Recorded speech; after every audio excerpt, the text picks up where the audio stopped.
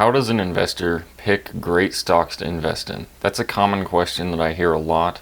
And in order to answer that, I'm going to look at what a lot of other great investors have done, such as Warren Buffett, Ray Dalio, Michael Burry from The Big Short. I'll show you how you can really look through different lenses to analyze what companies are good investments and what companies would be not as good investments. So stay tuned.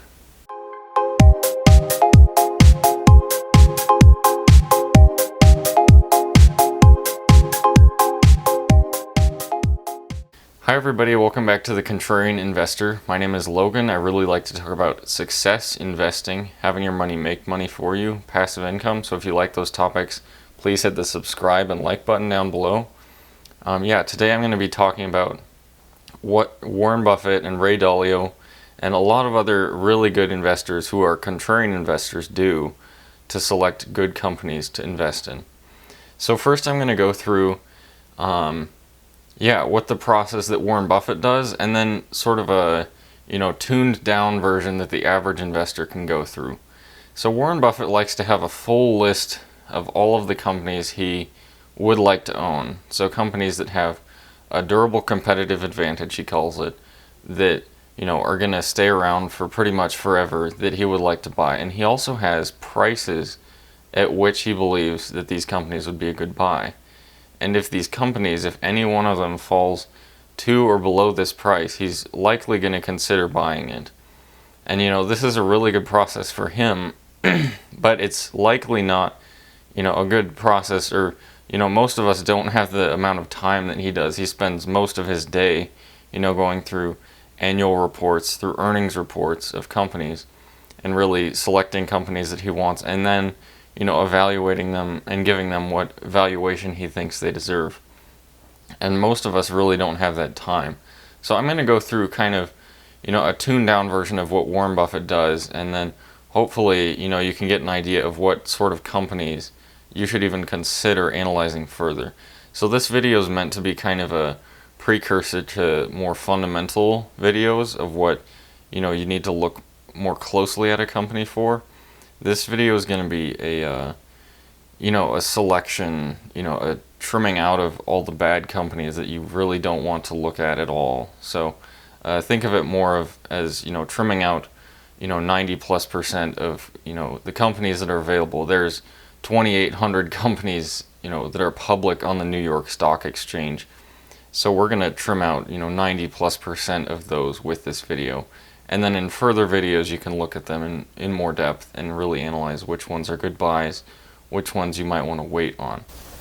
So first of all, Warren Buffett likes to ask himself a really good question when he looks at a company. He asks himself, if he had enough money to buy the entire company, would he do that? And Warren Buffett being really wealthy, he probably does have enough money to buy most companies, but the average investor really doesn't probably have enough money to buy an entire company. But nevertheless, let's try to think about it that way. If you had, say, $10 billion, would you buy this certain company? That's a good question to ask yourself to begin with. So first of all, let's look at companies and industries that Buffett really has never bought into. And these certain industries and companies would fit into infant industries, popular companies, and companies competing on price. So infant industries are what they sound like. They're companies and industries that are just getting started, that haven't existed before. And it's pretty obvious why Buffett would avoid this. This just poses a much higher risk. You don't know if this is going to stick around a while. You don't know if it's very profitable at all. There's really no historical precedent for it. So Buffett really avoids infant industries to begin with. He also avoids popular companies of the day, the ones that the media are constantly hyping up, because this, usually results in a mispricing of the stock price. So he avoids any sort of company that would be considered popular.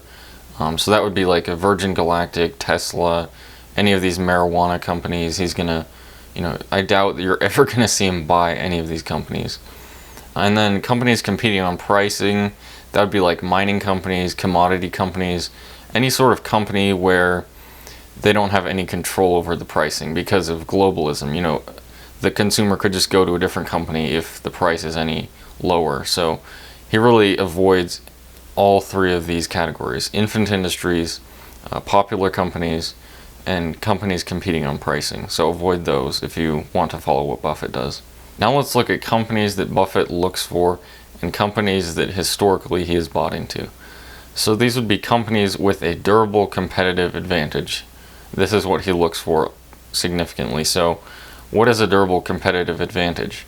It's essentially a advantage that is not going away anytime soon with a given company. It's an advantage, say, of Apple of selling luxury electronics, or Coca-Cola with selling, their brand of soft drinks. This is not going away anytime soon. It hasn't gone away in the last, decades. He really likes companies that, whatever may come with the economy, a recession, a depression, that their durable competitive advantage is not going away. He really likes certainty with his investments, and so that's why he really prioritizes looking for companies with a durable competitive advantage. Two more things that Buffett looks for is repetition within a company and a high profit margin and a high inventory turnover. So repetition would be like H&R Block, a company that Buffett has bought into, just filing people's taxes over and over and over again. It's very repetitive. It might sound kind of boring, but it's just a very reliable business model for the company. They're not trying to make new improvements in aircraft or cars or very complicated things. It's just a very predictable, methodical routine that they're going through. Buffett really likes the predictability of these companies as well. And then high profit margin and high inventory turnover is another thing Buffett loves in a company. This essentially is just how profitable is the company on its products and how often are its products turning over in its inventory. And again, Apple would be a great example of this company right now. But before, when it was sort of pushing the envelope of what people were thinking of what a phone really is and what Steve Jobs was doing, Buffett never bought into it then. So it's important to realize that the company, under Tim Cook, now Buffett finds attractive, whereas before, when it was more of a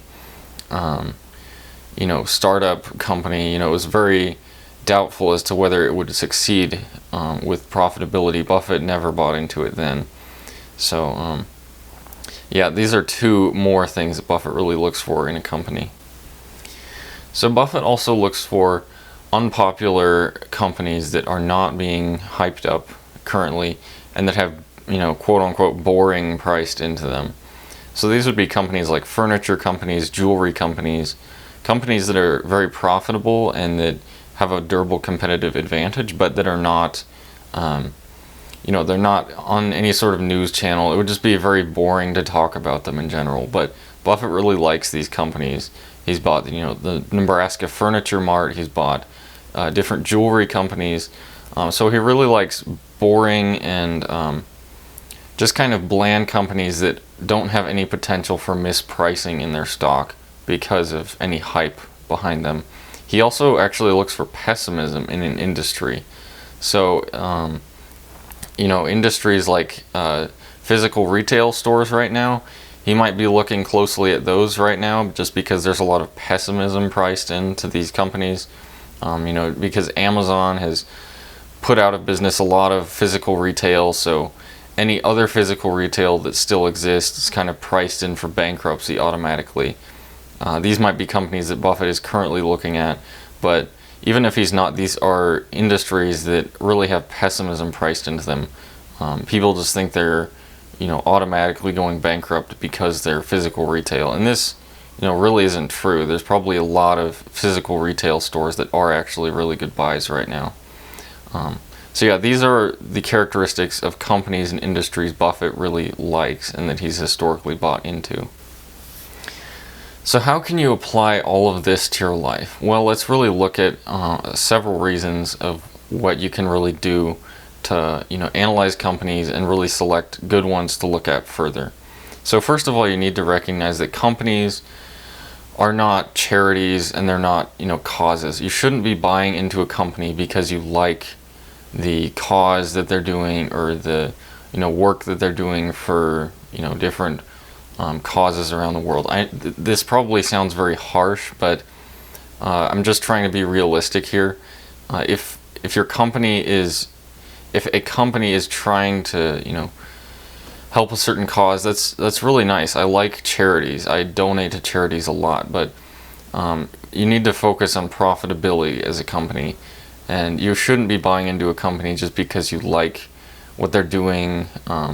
This is just a really bad sign to begin with, so I would try to avoid buying companies just because you like what they do, their cause, or what charities they donate to.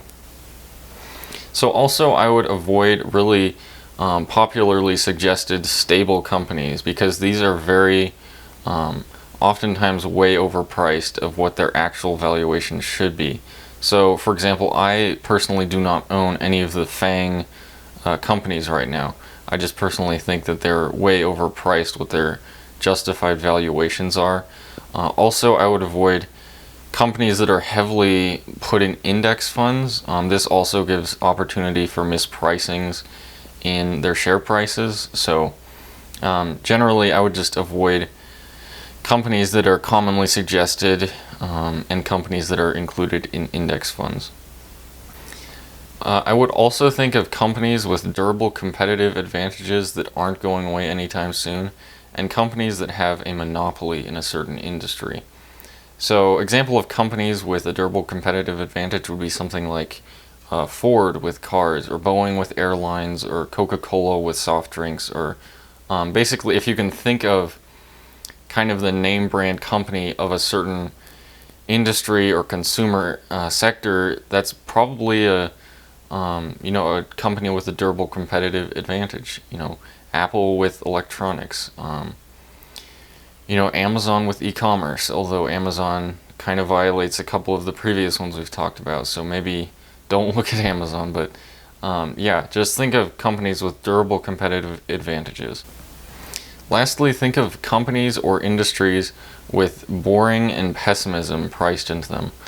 So these kinds of companies and industries would be something like physical retail stores today, or just any sort of company that really doesn't have a whole lot of hype behind it, that if you were to tell your friends you invested in it, it'd be just kind of a conversation ender right there. These would actually be companies you want to look in more detail into, like a furniture company, a physical retail company. It just a company that you've seen in different places. It's always been there. It's always been helpful to consumers. It's probably not going anywhere in the next 20 to 50 years. You want to just look at companies that have pessimism or boring priced into them. So yeah, I hope you enjoyed this video. I'll be going into more detail further on into how you want to look into detail in these specific companies that you've selected based on this video. I hope you liked it. Please hit the subscribe and like button, and I hope to see you again.